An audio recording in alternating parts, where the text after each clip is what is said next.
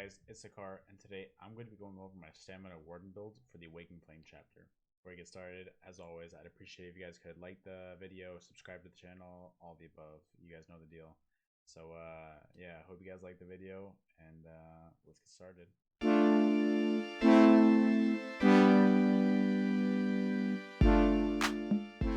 Alright guys, let's get started. First things first, we're going to look at our character sheet. We're going to put 27 points into health and 37 points into stamina.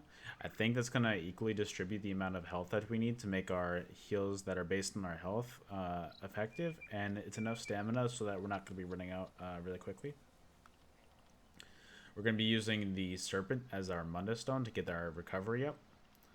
And then we're going to be using the garlic cod and potato crust food, which is right here. It's going to be the best source of max health and max stamina. And yeah, you do use a decent amount of magic skills. So if you are feeling like you're lacking in magic, just use Bewitched Sugar Skulls.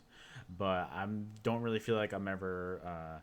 but with using tri potions, I really don't feel like I'm ever losing all my magic. So I've been using this as a lot, and it's really helping your max health and your max stam. And then that's it for that, I'm pretty sure.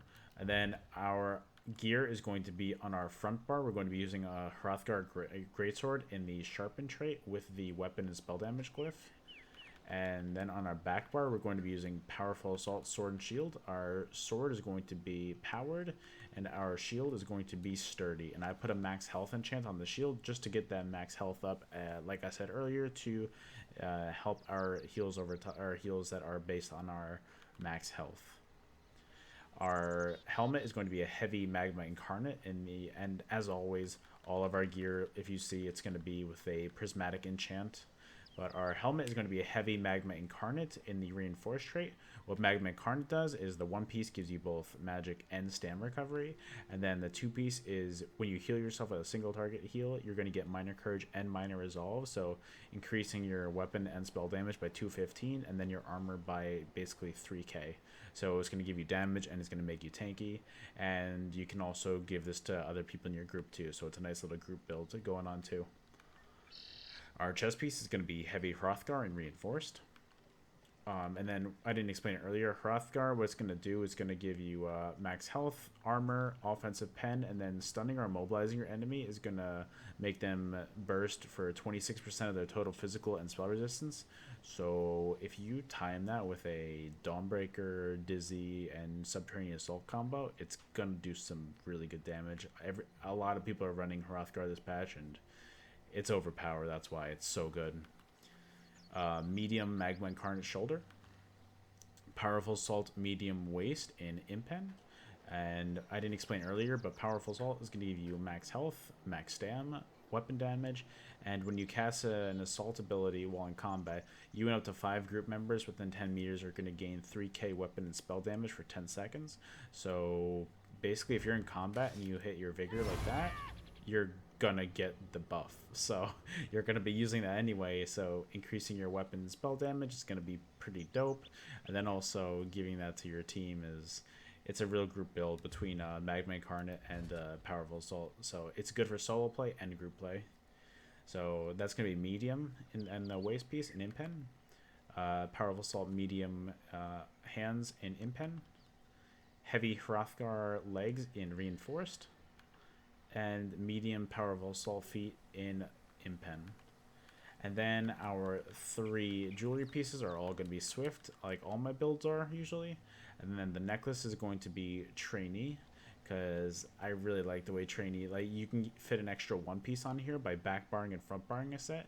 So getting that Trainee is going to get that max health real quick. It's just a 1 piece max health, so who doesn't like more max health just for free? And it's going to be with a weapon damage glyph. Malakath ring with Stamden is, I feel like it's really necessary. I feel like you like damage if you don't have it, so definitely get the Malakath ring with the weapon damage enchant. And Malakath is going to increase your damage jump by 16%, so I really feel like it's going to increase your overall damage, and you're just going to hit a lot harder with the Hrothgar proc and then your Dizzy Subterranean Assault combo. It's going to hit really hard. And then a Hrothgar ring with a stamina recovery glyph, and then it's also in Swift. And then our skills are going to look like this. We're going to use as on our front bar. So this is going to be our damage bar. This is going to be a dizzying swing. It's going to be our main spammable. It's as after you hit somebody, you're going to also knock them off balance. So if you like medium attack or heavy attack hit them right afterwards, you're gonna knock them off balance. You're gonna stun them, and that's gonna proc your Hrothgar. So it's a really good way to just keep that pressure up. Bird of Prey, it's going to give you major expedition whenever you use it, but what we mainly use it for is getting that minor berserk on your front bar to increase your damage done by 5%. For momentum, this is going to be your snare removal on your build, so if you're stuck in like caltrops or whatever that's slowing you down, hit this and you're going to get that snare removal, but also it's going to increase your weapon damage by 20%, and it's also going to give you minor endurance, so it's going to increase your weapon damage. It's also going to increase your stamina recovery. Subterranean Assault, this is going to be what you're going to want to combo up with your dizzying swing. So if you hit Subterranean Assault, then start to hit your dizzy, you're going to get a nice little combo burst off there. So it's going to apply, you put it on the ground like this, and then it goes off after 3 seconds like that, and it hits pretty dang hard.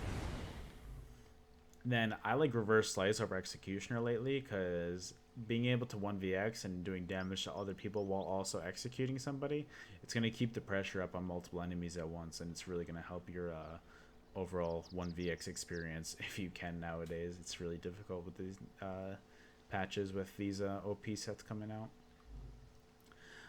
Dawnbreaker of Smiting is going to be your ultimate, guys. This has been like the main stamina ultimate since the games come out. So combo this with the Subterranean Assault, Dizzy Swing, Dawnbreaker combo, and you're going to be doing so much damage, especially with that Hrothgar procking off of this. It's pretty dope, guys. And then on our back bar skills, we're going to be using Arctic Blast. So without our minor, what is a minor, I don't know, the one that gives you health buff, like, so we're at 30k, we're at 38k health on our back bar after getting that buff. So you're going to be healing for almost 10k on this, and then you're going to be getting an additional 1.2k health over time buff as well for 5 seconds after you hit that.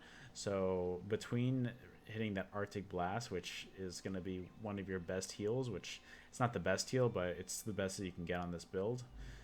It's going to really keep you alive. Then also your Resolving Vigor is going to really help you stay alive. That's a pretty high tooltip in my opinion. And then between, that Vigor also increasing your weapon damage. So doing that, getting your forward momentum up, stuff like that, you're going to get a pretty high, you're going to get a really high tooltip on that. So definitely alternate your heals like that. Also, Bull Netch is going to help your Major Brutality, but every 5 seconds you're going to get that, you're going to get to remove a negative effect off of you, and that is just honestly one of the best parts about using that.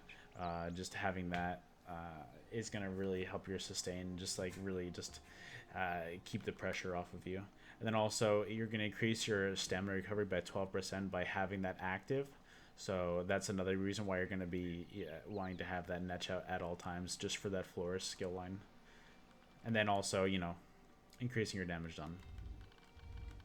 So like I said, Vigor is really important. Leeching Vines, I think this is a very important skill. It's a very broken skill. Getting that heal over time for 10 seconds, and also getting that minor lifesteal. So whenever you take damage from that, you're also going to be healed for 752 health. So I really like this. And then Ice Fortress is going to be your source of major resolve. So this is going to increase your physical and spell resistance by 6k. So keep that up at all times. You're going to be a lot tankier because of that. And then Spell Wall is on a lot of my builds. This is the best defensive ultimate in the game. Just being able to hit that, then basically being immune to all projectiles for 7 seconds.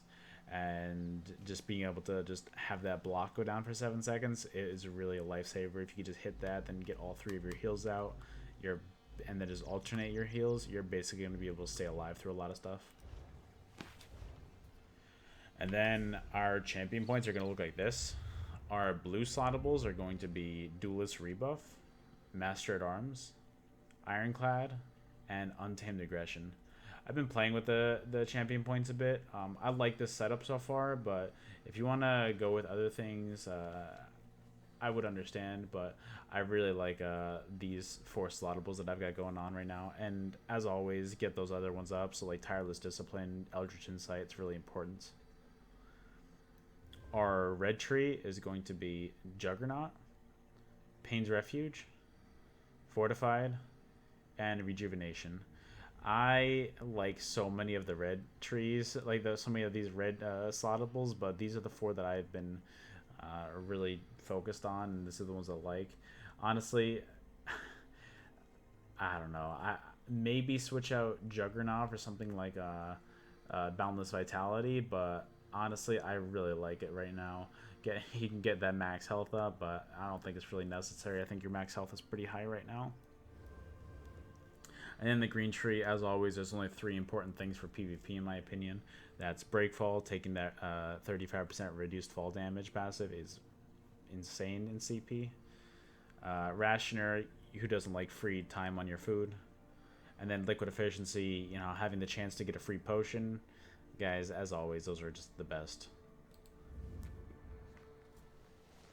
Alright, and that's the build. I hope you guys enjoy. If you do enjoy the build, let me know in the comments below. If there's anything you would change, let me know as always.